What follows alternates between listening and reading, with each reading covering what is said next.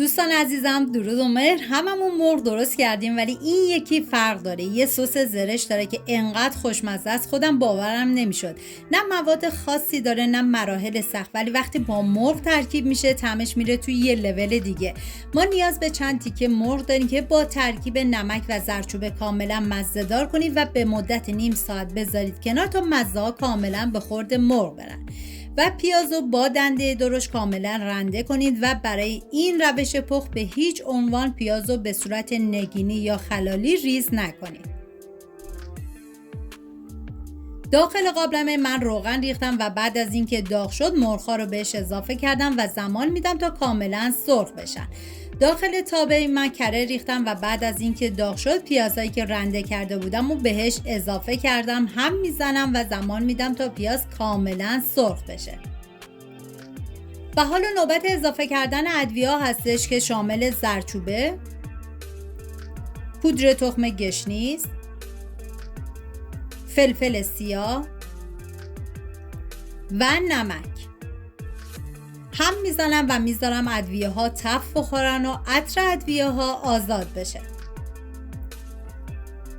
و مرغ‌های سرخ شده رو به پیاز اضافه میکنم و میذارم به مدت 10 ثانیه مرغ یه تف بخوره تا مزه ها کاملا به خورد مرغ برن. و اگه از روش‌های تکراری پخت مرغ خسته شدین، این مرغ با سس زرشت یک گزینه عالیه و میشه پای ثابت سفره هاتون.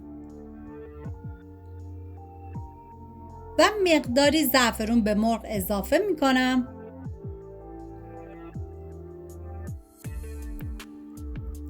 و 2 لیوان آب میریزم و میذارم تا مرغ کاملا بپزه. ببینید از آب زیادی به هیچ عنوان استفاده نکنین، چون در آخر باید مرغ به یک غلظت کافی برسه. اگه آب زیادی داشته باشه به هیچ عنوان مزهش زیاد جالب نمیشه.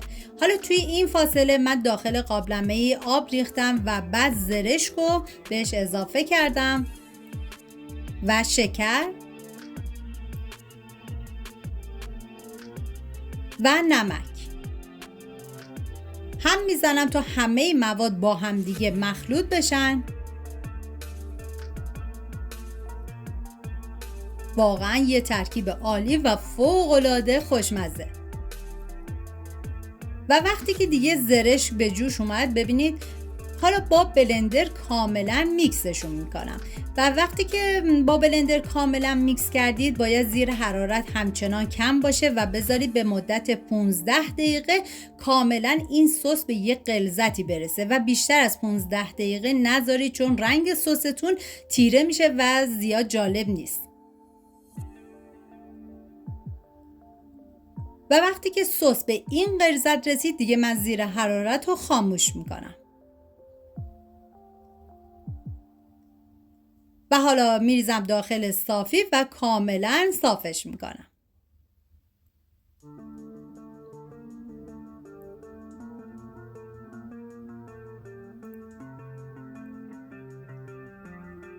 و حالا مرغ‌ها کاملا پخته شده و آبش کم شده و جا افتاده. من زیر حرارت رو خاموش میکنم.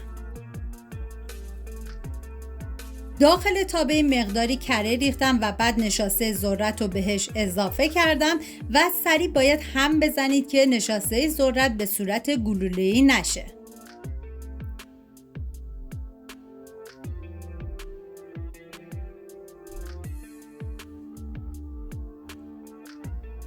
و حالا رب گوجه فرنگیرم به نشاسته ذرت اضافه میکنم و دوباره هم میزنم. ببینید برای درست کردن این مرحله باید یه خورده صبر و حوصله داشته باشید. به هیچ عنوان زیر حرارت هم زیاد نکنید که سس زیاد خوش رنگ و جالبی در نمیاد.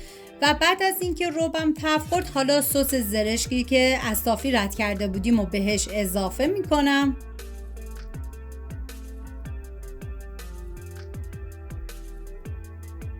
و هم میزنم تا همه مواد با هم دیگه مخلوط بشن.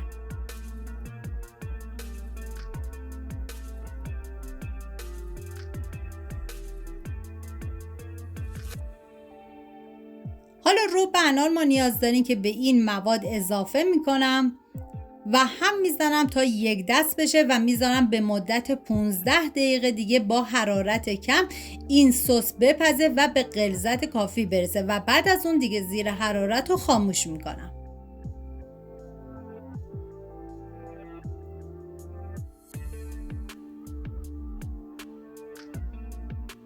ببینید در آخر باید غلظت سستون به این مرحله برسه و دیگه زیر حرارت رو خاموش کنید. اگه این سس زرشت رو امتحان کردید حتما تو کامنت ها بنویسید که نظرتون چی بود. اگر از این مدل غذاام خوشتون میاد لایک کنید و کانال رو سابسکرایب کنید تا ویدیوهای بعدی رو از دست ندید. ممنون که تا اینجا همراه من بودید. مراقب خودتون باشید تا ویدیوی بعدی. بدرود.